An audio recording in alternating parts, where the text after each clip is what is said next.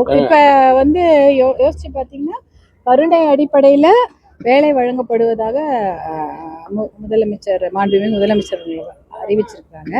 அப்போ அதே மாதிரி அதே கருணை அடிப்படையில நிறைய விஷயங்களை தமிழக அரசு செய்ய வேண்டும். அதே கருணை அடிப்படையில நீங்க பண்ணுங்க. கூட்டுறவு கடன்கள் முழுவதுமாக விவசாயிகள் தள்ளுபடி செய்யணும். எல்லாமே கருணை அடிப்படை தானே. கருணை அடிப்படையில் அதையும் தள்ளுபடி செய்ய வேண்டும்.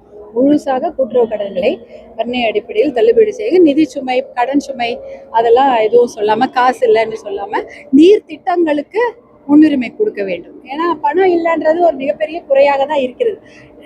அதாவது நிர்வாகத்துல வந்து நிறைய பண பற்றாக்குறை, நிதி பற்றாக்குறை இருப்பதால நல்ல திட்டங்களை கொடுக்க முடியவில்லை என்ற ஒரு ஒரு சூழல் நிலவுகிறதால் நல்ல நீர் திட்டங்கள், நீர்ப்பாசன திட்டங்களுக்கு கருணை அடிப்படையில் முன்னுரிமை கொடுத்து அதையெல்லாம் செய்ய வேண்டும் என்று நாங்க அவரிடம் வேண்டுகோள் விடுக்கிறோம்.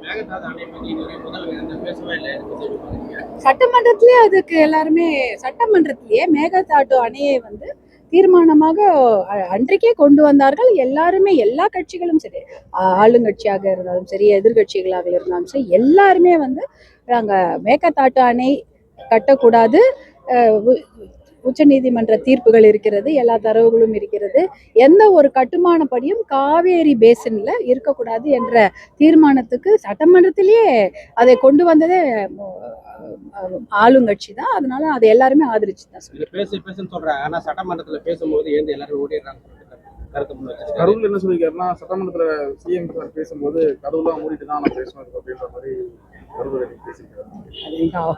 மாண்புமிகு முதலமைச்சரிடம் போய் கேட்க வேண்டிய கேள்வி. மேகதாது விஷயத்துக்கு அனைத்து கட்சியினுடைய கூட்டமும் அதே போன்று விவசாயிகள் அமைப்பினுடைய கூட்டமும் அவசியம் வலியுறுத்தி போறாங்க. அது அடுத்த கட்டத்துக்கு விவாதிக்க வேண்டிய ஒரு அவசியம் இருக்கு. கண்டிப்பாக பாட்டாளி மக்கள் கட்சி தலைவர் மருத்துவர் அன்புமணி அவர்களும் அந்த கருத்தை வலியுறுத்திக்கிறார்.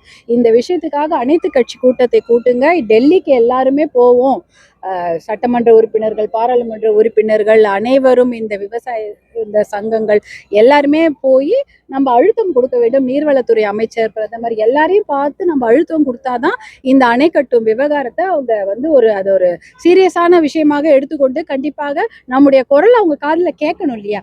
அதுக்காக எல்லாருமே எந்த ஒரு கட்சி பாகுபாடும் இல்லாமல் டெல்லி வரை போய் நம்ம பார்க்கணும் அப்படின்றதையும் மருத்துவர் அன்புமணி அவர்கள் பாட்டாளி மக்கள் கட்சி சார்பாக அவரே வந்து ஒரு யோசனை கூட சொல்லியிருக்கிறார். நன்றி.